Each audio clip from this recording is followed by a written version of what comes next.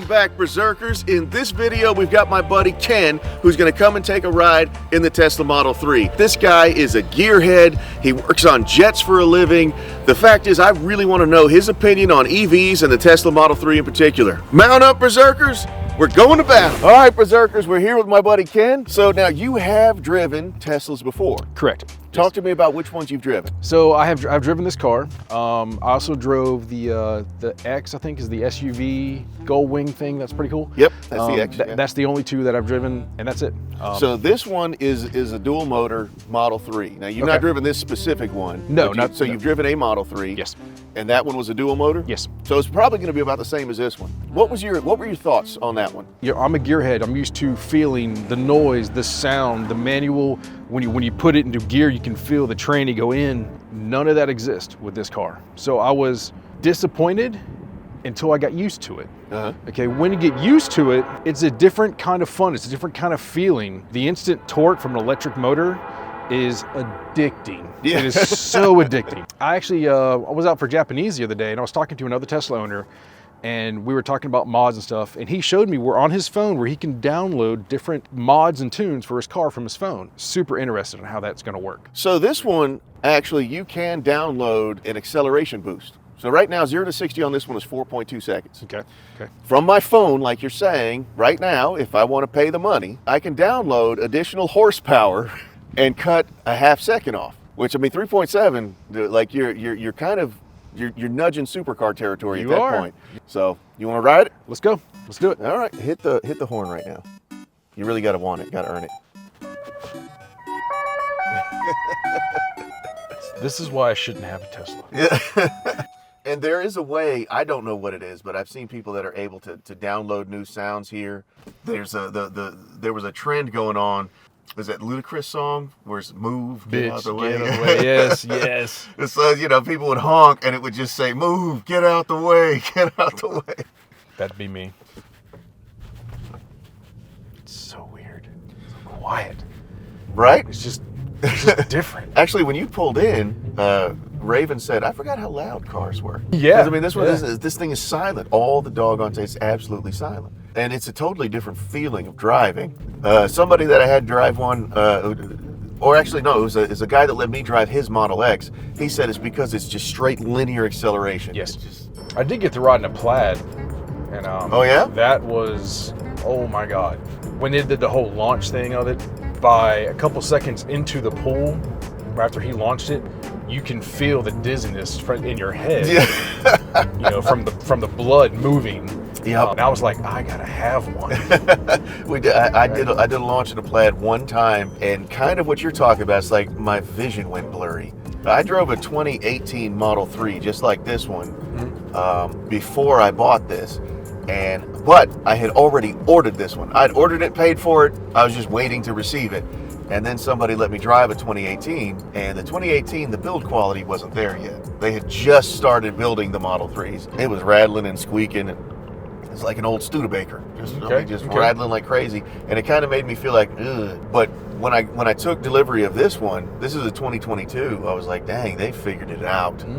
You being a Tesla owner, and I am not, I have some questions for you being a Tesla owner. I'm on, okay. Let's go. Why? First of all, why did you get a Tesla instead of an ICE motor, something with an ICE motor in it? Well, so I mean, I'd had ICE motors, of course, obviously all my life. I was driving a Hyundai back and forth to work, and at the peak, when gas was $4.84 a gallon or whatever the hell it was, I was dropping. I do a lot of driving for work. I was dropping close to $500 a month into the gas tank. Okay. And then on top of that, it was an old Hyundai because you know me, I don't like being in debt. I don't borrow money. I don't take out car loans or nothing. That Hyundai was paid for.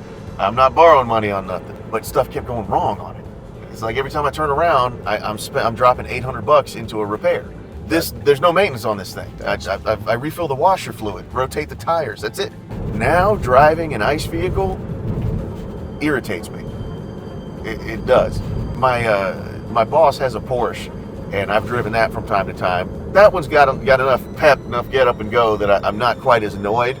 But like when I get into Chevy Suburban or a Pacifica or something like that, it's like, God, step on the gas and wait. Yeah, I'm like, is this broken? What happened? Now, how long has it been since you really got on it on driving one of these? Oh, over a year at least. Here it comes. We got wide open. Can we go? Go for it, dude. Oh, that's awesome. See, this is what's addictive. This is exactly what is addictive. Easy, Tiger. That's a big number. That may be the biggest number I've seen yet. And I've taken this to the track. I've taken this to the track and haven't seen that number. See, let's go. All right. You know the cops in this town. Yes, I do. Yeah. But my thing is, Jesus, man. You had to break your own record? Don't judge me. Don't judge me. That number was divisible by 60. All right, so the car, the Battle Wagon has officially gone the fastest it's ever been. And I've been in the car for 3 minutes. Thoughts now that you've floored it? Very, just like the one in Florida. Super addictive. Super addictive. The only thing that bothers me, and it's just being the gearhead from a long time ago, it's quiet. It doesn't. I don't feel anything. I can't feel that Fast and Furious movie feeling fuel being going down in the motor, being suck, switch, bang, blow through the transmission. You feel the clutch engage on a pressure plate, and it moves. Yeah. There's no clutch pedal. There's nothing here. All that feeling and knowing what the car is doing, the interpretation that it's not there, and then you have the sound of an ice motor. It's not there. There is a positive in that the fact that it's not there. It's quiet. I don't have to worry about the clutch slipping. I don't have to worry about heat. I don't have to worry about twisting the dry shaft. I don't have to worry about my intake temperatures or how much boost I'm running or the EGTs coming out the back of it. I don't have to worry about that. Turbo lag. Yeah, only thing I have to worry about is make sure I don't slam into the car on the highway. Which is a real problem in this. Yeah. That car gets close real fast. Yes. And how much money do you think that pull cost us? You're talking less than a penny. Yeah, I was going to say that. Okay. If we would have done that in anything that I've built, anything that I've owned, whatever, that was probably a good $20-30 of fuel. Yeah, fuel. There goes our lunch and half our dinner. A few bucks in rubber. Yeah. See, that's cool. That instant torque. That's I can't do. That instant torque is addicting, and it's point and click. It's like I would like this car to be there. Yeah, I want to go there right now. That's awesome. This is the EV stuff is definitely coming. One thing that bothers me about EV vehicles is the whole where to charge and the battery. To me, the battery technology and the battery storage isn't quite as safe and advanced as I would like it to be. I understand that it's getting there. It's gotten better, but in my brain, we've all seen videos of EV vehicles catching on fire in the parking deck and burning a place down and at people's houses and everything like that. I know with lithium-ion batteries, I know the runaway effects and everything like that. I would hate to spend the money on a gorgeous car like this and not be able to pull it in my garage, or feel unsafe about pulling it in my garage and worry about my house burning down. So remember that the only reason that you see the EVs catching fire on the news is because it is news when an EV catches fire. Correct. For a couple of different reasons. Number one, you did talk about the lithium, magnesium, those things. When that chemical fire takes place, it's a little bit more of an effort to put that thing out. It is. Unless you got halon handy, it becomes an issue.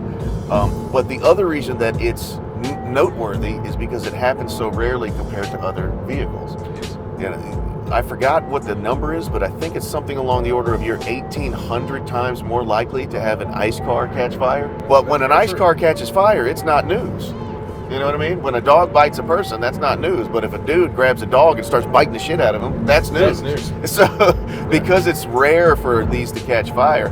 Now, the weird one for me was when that hurricane came through and that seawater flooded the garage, and the salt water did a number on the batteries, and they spontaneously started catching on fire. That was one that I had not thought about. Yep. But salt water does not play well with the batteries. No. What are you? Ejectocito, cuz. I'm impressed. I after driving it, the acceleration, the feeling from going from getting on the highway to an aggressive rate is so addictive. That feeling of being sucked into your seat, and it holds you there. It's quiet. There's no feeling. There's nothing. But you're completely safe. You don't have to worry about stuff breaking. You don't have to worry about breaking the car or anything. It's like having, no offense, but 1,000 horsepower grocery getter. So that's literally what it's like. It's 450 with air conditioning. Yeah, with air conditioning. I'm curious. I'm super curious on 5 years from now, what's going to happen with the Tesla industry, with the Tesla market. Yeah, I mean, I'm curious where it's going to go. Good stuff. Yeah, and we will be watching that, and you know, I'm sure, in spite of the fact that you're not going to be able to shoot my Cybertruck with a 50 cal, I'm sure you'll want to drive it at least. Absolutely.